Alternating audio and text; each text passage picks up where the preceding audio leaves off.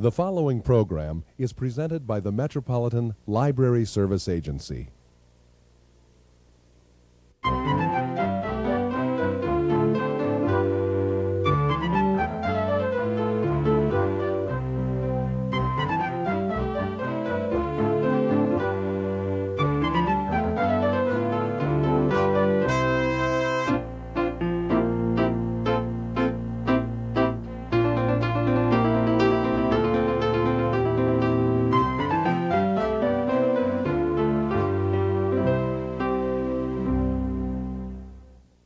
Hello, welcome to All About Kids, a program focusing on the interests of children and young people and some of the issues affecting them. Our guest today, Faith Ringgold, is an artist and the illustrator and author of award-winning children's books, including Tar Beach and Aunt Harriet's Underground Railroad in the Sky. She'll be interviewed by Kate Maxwell Williams. Welcome. We are with Faith Ringgold today, and this is going to be an absolutely exciting interview. Faith is an accomplished, outspoken, dynamic, artistic writer, professor, painter. She works with canvas, with cloth, with... I'm not going to say it all. I'm going to let you say it. Welcome to Hennepin County, Faith Ringgold. Oh, thank you. It's great to be here. Thanks. Tell me about you and art, because you started when you were really young and just kept going. I'm not going to talk about how long, but you've been 25 years a painter? I've been a painter now since, well, let's say 1948 when I started college. Is that 48? This is 1994. This is October of 1994. And so that's longer than 25 years. It's longer. Now, I've been a professional since 1964, which is 30 years, you see. But I started knowing that I was going to be a painter, I guess in 1948, but I was painting earlier than that because I've been painting ever since I was a child. All through elementary school. Who inspired you? Was it all children paint, you know, except the most unfortunate child, and I don't even know who those children are. Because if you give them some paint, and not even a brush, just some paint, they will paint. Mm-hmm. Because it is just an experience that children love to engage in. And so I painted large murals. Mostly we did them on oak tag in the classroom for different occasions. And it was just taken for granted that I was always the class artist at school. Oh. They didn't let me sing, but they let me paint. Okay, but your mom, what impact did your relationship with your mom have? She was a designer and... Well, when I was a child, my mother was a housewife. And she must have had a vision that one day she would no longer be a housewife, that she would have her own business and that she would make clothes. Mm-hmm. She would design them. But in the meantime, she was sewing at home. She had her housework to do. She took care of the home and family, and she also did her sewing. And I was watching her do this. I watched her work. I learned how to work by watching my mother be busy all the time, wake up at the crack of dawn and get all her housework out of the way so she could have a great day. You know, I learned that from her. That's kind of how you are now. That is how I am, yes, absolutely. Well, when did you decide, though, to take your art and really have it be your life's work? Well, you have to, first when you're a little girl and you're born in 1930, you have to understand what a life's work is. Mm-hmm. Because most women that I knew at that time were housewives. They didn't have work outside the home. So I can't really say, I knew from the time I was a little kid that I was going to be an artist. I didn't know that. I didn't know anything about that. I knew it was fun to paint. I loved to paint.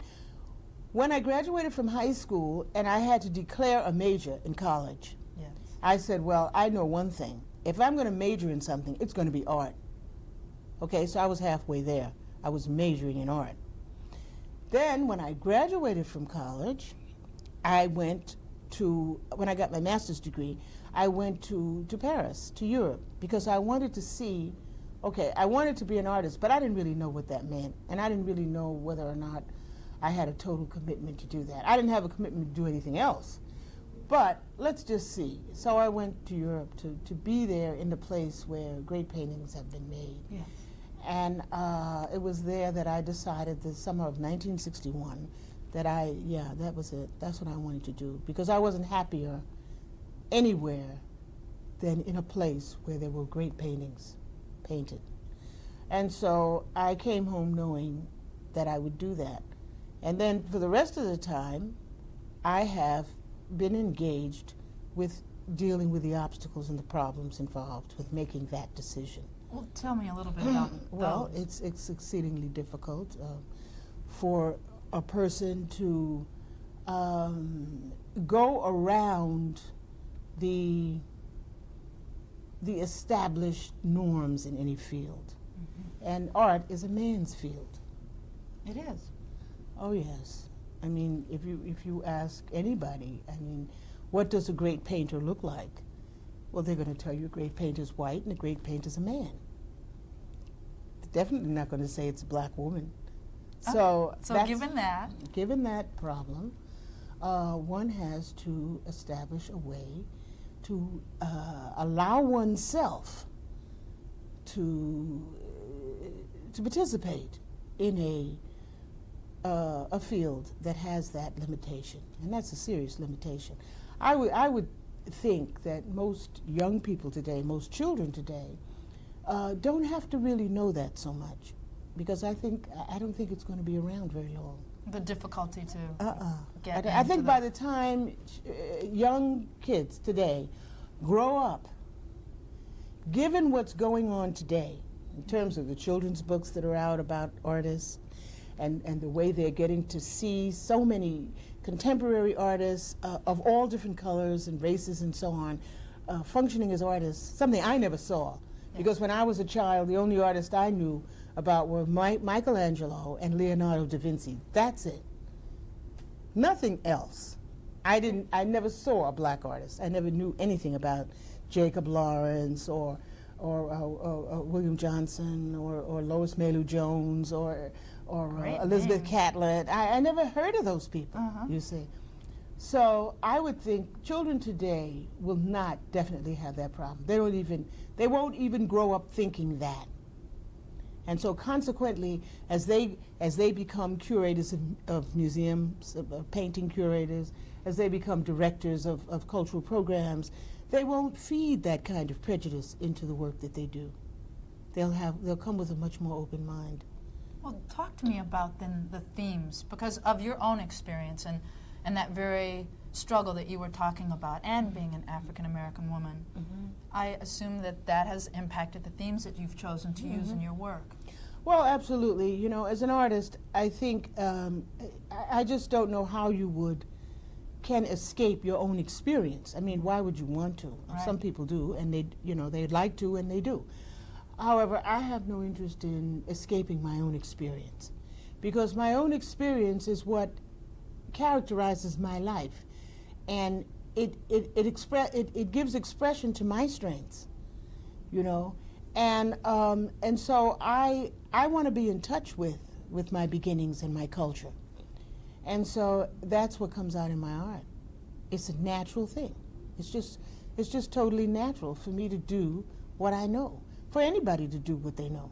So even for a young artist or someone who's watching this program, to talk about or to use your family heritage that would be a good thing to do. I mean, that's exactly what you absolutely. did. That's exactly, that's what they should do, I would think. Although their experiences may be totally different from mine. It doesn't matter. It doesn't make, no one culture is better than another. It's just who you are and what you are. You understand what I'm saying? Absolutely. And that's what makes a multicultural society so engaging. Because just as you get bored with what's going on over here, you've got over there and over there and over there, and each time it's just wonderful. Well, so, I don't get the feeling that you've gotten bored. I mean, maybe you have on a rare moment, but I just want to start. I know you've done 85 quilts, but let's start with the first quilt. Let's talk about you and your mom just a little bit on the quilt, and then go from there. Okay. The first one I did was called Echoes of Harlem, and it was done in 1980. So I've been doing quilts only 14 years. And when I first started, it wasn't, I didn't think about doing any more than that, just that one. What I was looking for is a way to paint so that I could paint large paintings easily, so that they wouldn't be stretched on a frame like traditional paintings are, and they wouldn't have to be placed in a heavy crate in order to move them from one place to another. Right. You see. And so I had started painting on canvas, but my mother would frame the paintings in cloth in the way Tibetan art is done, and they call those tankas, you see. Mm-hmm. And so we had done several of those, but when it was suggested that we do this quilt together, that struck me as really a good idea. It's a step further than just the tanka, because it's a whole soft format, right? Which is just more engaging than just the tanka to me. Also, it's a part of my culture, which is something I didn't know. See, I had gone to the Tibetans to use the tanka, when all in all, I could have just stayed with my own people and gotten the quilt. And when you say your own people, you're even talking about your African Americans, yes. And your great grandmother. My great great grandmother, who made quilts. Okay. Who was a slave, who lived to be 110, and who made quilts, because the slave tradition was a great place in which quilts were made by slaves. You know, it was a rallying point. It was a way of getting people together for quilting bees, the men and the women, actually. And it was a way to produce something, because if you can imagine not being able to produce anything, you know, being in a society where you can't produce anything. You know what I mean? Everything you've got is not yours, and you don't get a chance to create. You can sing and you can dance, because that comes, you know, that's given. But you can't make anything. But they could make quilts. And pass those down. Right, and give them for gifts, and also they could make them for the master's house. A lot of them were made, you know, as duties. But it was an opportunity to be creative, and slave women did that. And it was a tradition that came from Africa.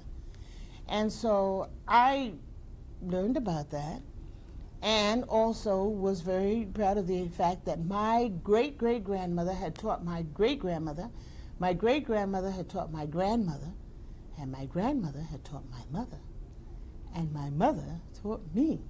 And you have 2 daughters, and what about them? No good. No. They don't want to sew anything, no. No, they don't like sewing. Well, are they artistic? One's a writer. They yes? are so artistic. As children, they were fabulous. They could paint, they could draw, they did everything the other children did. But they don't think of themselves as artists. They don't think of themselves as visual artists. They're really they could be. But, you know, it's all your head. You know, they don't want to do that.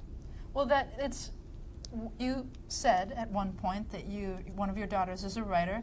You wanted her to help you write a book. Was it Tar Beach? Was that book? No. It was my first story quilt, which was Who's Afraid of Aunt Jemima. Okay. That's the one I wanted her, because I had thought that if I could write stories and put them on my quilts, when the picture of the quilt was taken, the story would be too. And I could get published that way. Because I couldn't find publishers to publish my writing. You understand? I was already established as an artist. But as a writer, I was not. So I had to find a way to get around the problem. And that was the way I did it. So she wouldn't help you write. You wrote yourself. So I figured, see, first of all, I wanted the story written, but then I figured if she wrote it, it would be better. You know, but in reality, that wouldn't be getting me published. But I wasn't really thinking about that. But anyway, she solved the problem for me, because she told me no. And when she said no, that she would not write the story, then I did it. And that was the beginning of writing. I've done about 37 story quilts. 37 story quilts. Mm-hmm. Children's books. No, they're not children's books. No, but I mean, and children's books. Illustrated? I've done 3 children's books. Okay. Uh-huh. And the stories, 2 of them were from story quilts. Most of the stories that I've done are not appropriate for children. They're adult stories, you know. Okay. But Tar Beach and Dinner at Aunt Connie's house were appropriate for children. Well, one of the themes that you incorporated into your quilts, you used bridges. Mm-hmm. And you've made the comparison of bridges and quilts. Mm-hmm. And I thought that was interesting because one is hard and cold and the other is soft and cuddly. Right. What was it about the bridge that has attracted you to incorporate it into your work? Well, the bridge is so strong. It's such a powerful icon. It's never thought of as being evil. It only has good connotations. But it's a dangerous kind of thing because a lot of people die when they build them. You know, men fall in the water and everything. And but it's done for progress, and it does promote progress because it allows people to move around. It's beautiful. It has all these wonderful qualities. It's the most profound thing in any community, in any place. Well, you it's grew seen. up looking at one too. And I grew up looking at the George Washington Bridge. Okay. Right.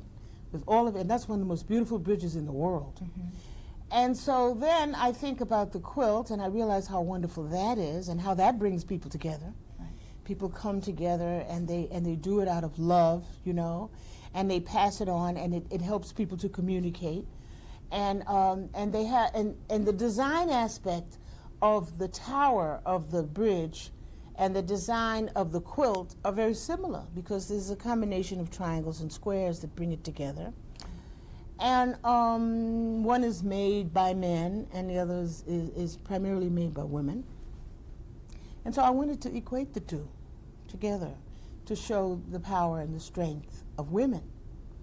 And so that led me to the flying, because in order to get a person so that they are in a good compositional form with a bridge, I had to levitate the person. And I showed the first actual quilt that I had done of a bridge was the one I did of Sonny's quilt, in which I have Sonny Rollins up there blowing the horn on the quilt, on the bridge. And he's not really flying, he's just sort of levitated, he's suspended, you say. Okay. If I made him standing on the bridge, which he was in real life, well, I mean, forget it. I mean, you wouldn't even be able to see the bridge, right? Because he'd be so little, right, and the bridge would be so big. So I put him up there with the bridge. Now, for Tar Beach, which was the first of the story quilt, of the Women on the Bridge series, I made her fly, you see.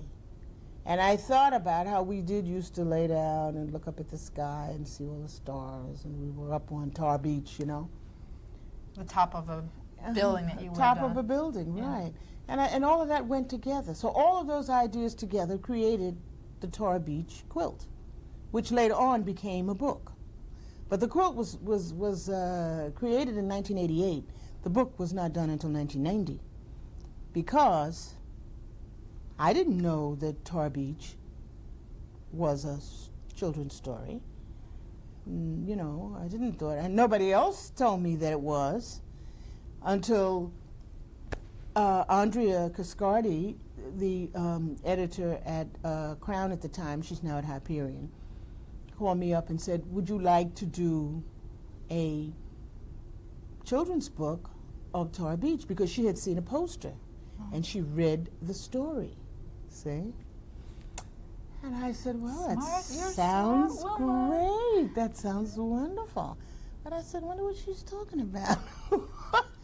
So I was in California at the time. She said, when you get to New York, you know, we'll talk about it. And we talked about it, and it made sense. And so all I had to do, actually, was make take the story and illustrate it. And then made my first book. And here we go. And here we go, right. But see, you have to do the work. That, I think, is the key to all kinds of progress. You talked also about being inspired, too.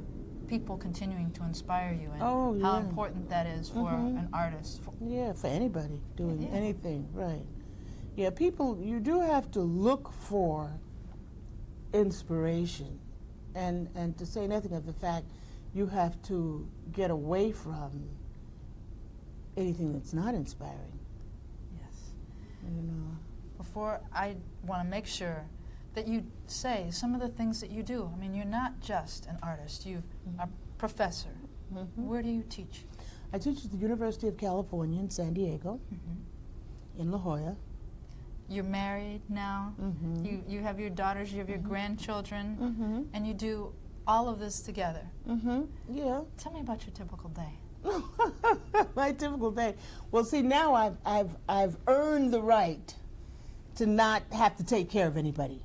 Okay. So it's just me that I have to take care of. And what do I have to take care of with me? I have to just make sure I can do my work. So I get up in the morning, and I get up very early so I can do my exercise. And then I write, because I'm writing my autobiography Which will come out when? in 1995. Okay. And so I write until about noon. And then, and if I get in 4 hours, let me see, 10, 11, 12. 4 hours is good, you know. Yeah, okay, so I get in 4 hours, and then I go over to my studio, which is in New York, which is about 8 minutes away. And then I paint. And I could do that until 8 or 9 o'clock at night. And that's because I'm really busy right now. And the painting that I'm doing right now is illustrating my next children's book.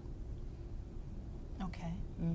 Now, as you're saying that, though, you know how sometimes people talk about being an artist is a lonely time, and you mention a lot of time alone. Is it a lonely time? How is that for you? It could be heard as a time away from family, a time away from friends to produce the kind of work that you're producing. Well, you have to really like that. You have to like solitude. I don't think you can be any kind of an artist. Well, I guess you could be an actor or a dancer. You know, in those fields, you're working with other people mostly. Right. I think. Not being in those fields, I'm not totally sure of that. But I know with writing and with painting, solitude, the ability to be alone is extremely important, even though collaboration is wonderful. So there could be aspects of your work in which you collaborate with someone, which is wonderful. That's the way I did it. I collaborated with my mother. Now I collaborate with other people. So I have times in which I'm with other people. But when I'm painting, I can't paint with other people. No. I have to paint by myself. Now, you're very prolific. Now, as an artist, you young artists watching this, other people who are a little older watching this, it's important to get that work out there. You gotta do the work. And get people to see your There's work. no substitute for doing it. Can't think about it, can't talk about it. Do it. Do it. Think about it later. All right. No, I'm saying there's a certain amount of thinking about and planning for any kind of project that you're doing. You should plan, you should think, you should do drawings, you should do all those things. And then you should get to work. Do you get stuck ever? I mean, do you like... We get stuck, do something else. You see, if I get stuck painting, then I'll write some more. If I get stuck with the writing, then I'll spend more time painting. But the point is, I'm getting work done. What's next for you? The next thing for me, okay, I'm finishing 3 books now, and the next thing for me is I have to finish another painting from the French collection, and then I'm going to start on the American collection. Now that's going to be wonderful, because I have to think of how I'm going to do that. What's going to be the format? You know, I've got so many different things to iron out about that. That's going to be a major series of maybe 12, maybe 24 works. And a book will come out of it. and it'll take me into the year 2000. I'm assuming that I'll be here. Yes, please. Well, my great-great-grandma, Susie Shannon, lived to be 110. Well, let's go for it. So I figure I could do at least that, given, I mean, when she was living, I mean, how many people lived to be 30? People died at what, 35, and 40 was old. So she did 110. So she did 110 then. So I ought to be able to do at least 110 now, right? Yes, yes. So I'm figuring from 1995 to the year 2000, I will be doing the American collection. And that will be rewriting American history from the perspective of being an African American woman artist. Rewriting to put myself in center stage, not me necessarily, some image, some character that I will originate, like William Marie Simone is for a French collection. I'll think of some woman. It might be a man even. This one I was thinking might be a tribute to my father, who never could be all he wanted to be. Maybe I will make this one a male character. I'm looking forward to it. I know I'm going to be paying attention to what Faith Ringgold is doing. I don't know, because you see, when you're an artist, you can do anything you want. That's right. You can make it all up. Now, the responsibility of an artist. Do you feel a certain responsibility as an artist? To tell the truth, inspire people. You definitely are inspiring. I want to, inspire people, tell the truth, but I can make up some truths. Tell a story. As long as they're based on historical facts. Yes. I can change it around. Is there one thing that you feel is your largest accomplishment, or is that unfair to ask? My largest accomplishment? Yeah. That's interesting. I never been asked that question before. I think surviving intact and being able to do all the things, with my family and also have a career. I think that's an accomplishment, because sometimes it's difficult to be able to work all those things together. Anybody you want to acknowledge specifically before we go? Acknowledge, of course, my mother, who gave me so much.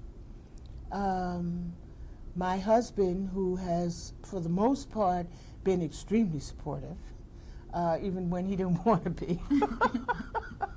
And my two daughters, who are so fabulous and wonderful. And all my wonderful friends. My God, I've got so many friends who have done so much to help me. Because it's other people who do it for you. It's other people all the way.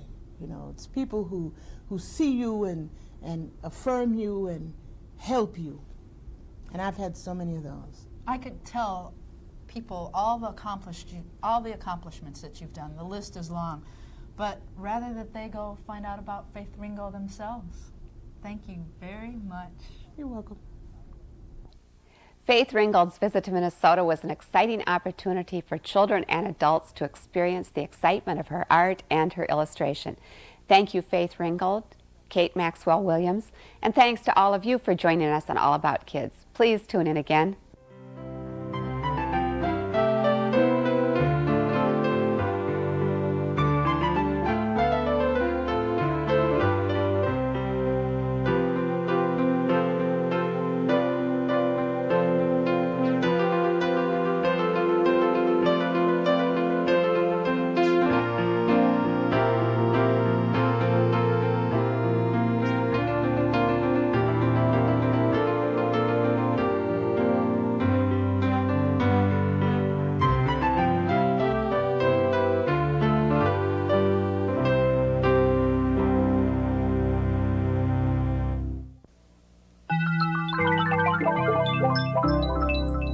This has been a presentation of Hennepin County Library in conjunction with the Twin Cities Metropolitan Library Service Agency. We thank you for watching, and we hope you visit your public library often.